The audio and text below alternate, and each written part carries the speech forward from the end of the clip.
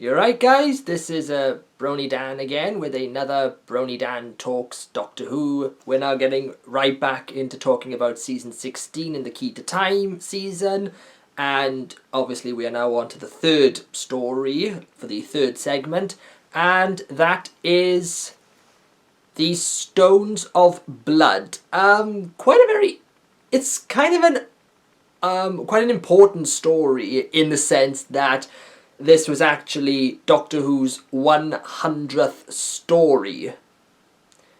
And, you know, like I said, it doesn't, obviously, that has no relevance to the actual story itself. It's just a nice piece of trivia about where this set sits in the entire land of Doctor Who stories.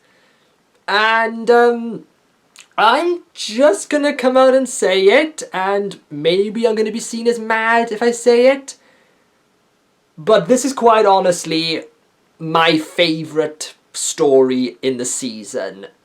I don't know what anyone else's opinion is gonna be, but for me, I probably enjoy the Stones of Blood more than any other story that we get in this season, even more so than Robert Holmes's stuff, which is quite surprising.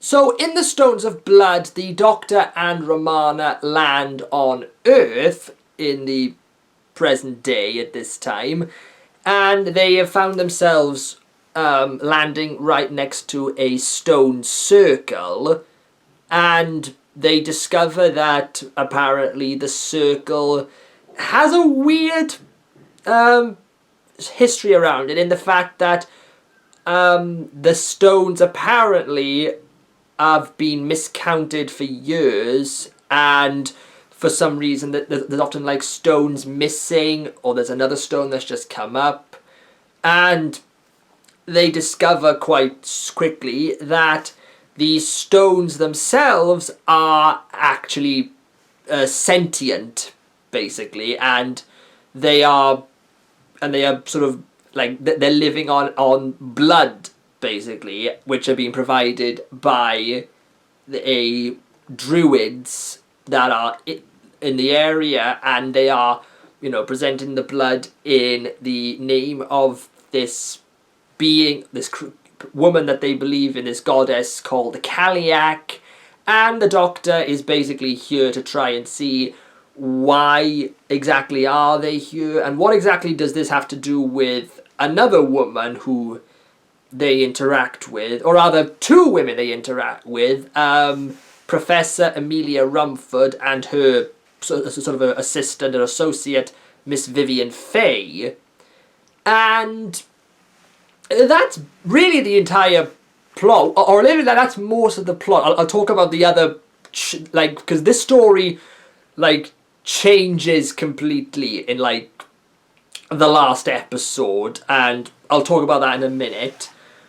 But like I said, this is a very well written story. This is David Fisher's first piece of Doctor Who that he's given to us, and I honestly think he does a very good job, because like it's kind of like a combination of like the two things from Doctor Who that a lot of fans tend to enjoy, which is like it's an earthbound story, and it has little elements of that gothic horror which we loved about in the Philip Hinchcliffe and Robert Holmes era of Doctor Who, and I think this story captures a lot of that really well. And I think the idea of like, you know, of like sacrificial stones that live on the blood of the victims that were sacrificed on them,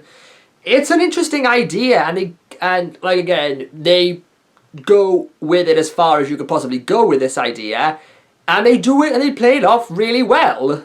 And I think a lot of it is down to the fact that we get so invested in the characters that we get in this story, are also, I think, a real help in that regard, in making the story seem believable.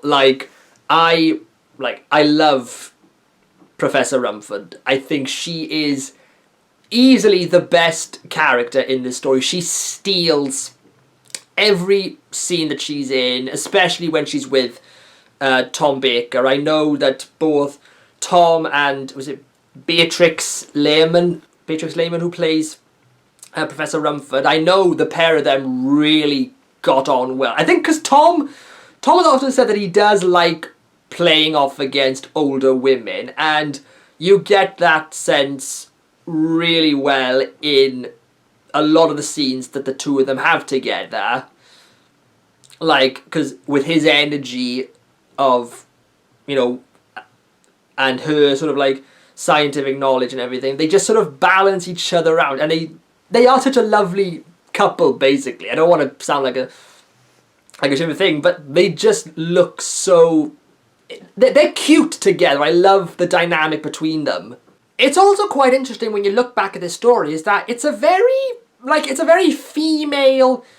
it's a very female-centered story, in a way. Because, I mean, aside from the fact that you've got, like, Romana and Professor Rumford and Vivian Fay, there's also some talks about, you know, past, like the fact that a lot of the land that they're currently on was owned dominantly by women, basically, and I don't know what exactly, if that, whatever David Fisher was, you know, trying to cover that, like whether or not he was coming across from the feminists side of anything, but I think it's a really it's a really interesting idea that I just thought, you know, this is something that I don't think Doctor Who, particularly at this point, doesn't really tackle as much, because I think a lot of people have sort of said about how Doctor Who's all sexist and everything, about how it doesn't give females a lot of things to do and everything, and I think if you watch The Stones of Blood, a lot of it,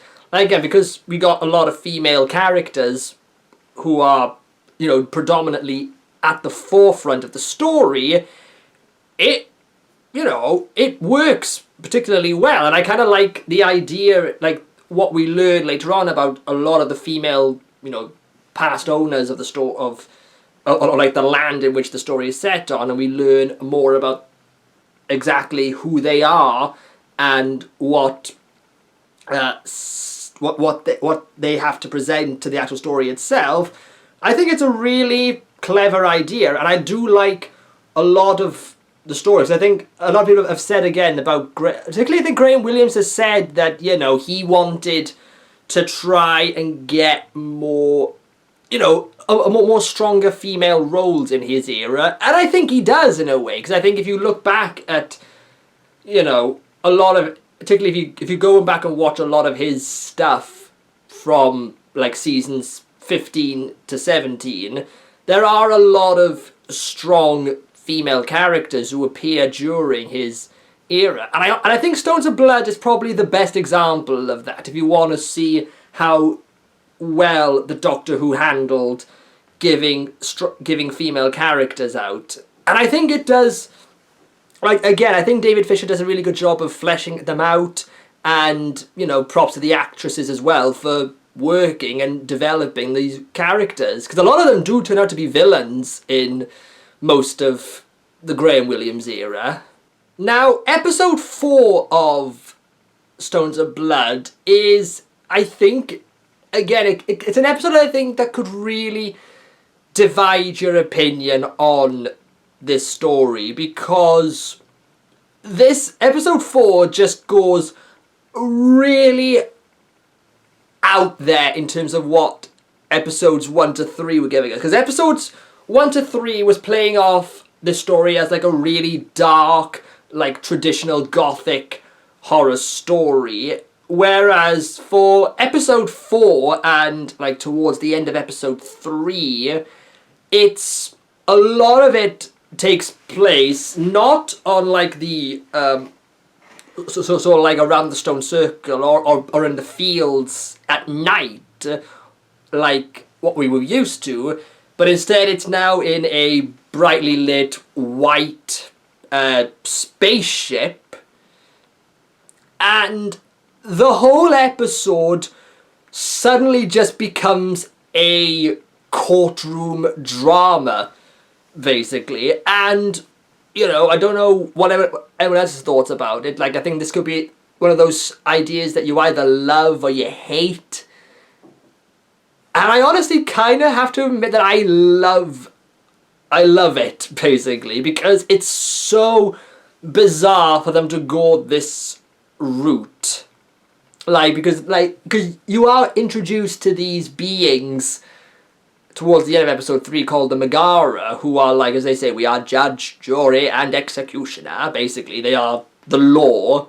And they basically put the Doctor on trial again for him, and he basically has to fight his case while also trying to get them to realise that the person that they should be looking for, who should really be the one on trial, is the person who's sitting right next to them, but because they're so bureaucratic, they're just focusing more on the Doctor's what the Doctor's done, rather than just thinking, maybe this is the person who's done all the things that we were doing in the first place. And I just absolutely love it. It's full of classic, like, I think some really good moments, some classic bits of dialogue from everything, and the image, I think, of Tom just walking around in the full Doctor's, like again, in the full costume as the Doctor, but then he's just walking around with a bloody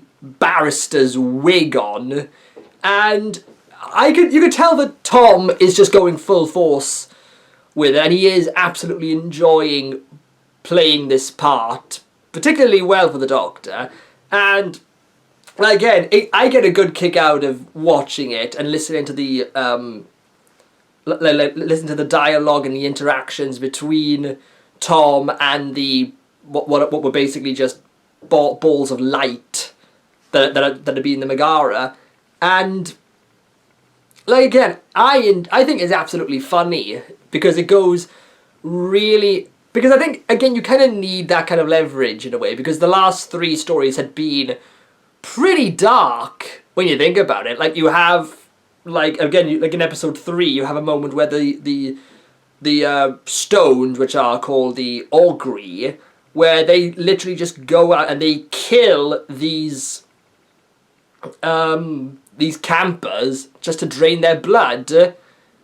And, you know, and if anyone tells you that those campers were not doing what you think they were doing, that guy was walking out of that tent, and he was doing his flies up and everything. He was shirtless, and it was just like, come on, they were obviously shagging in that tent. There's no getting around it. And I think that sort of thing adds into that little charming element of it being a gothic horror. You know, the sexy couple have to die.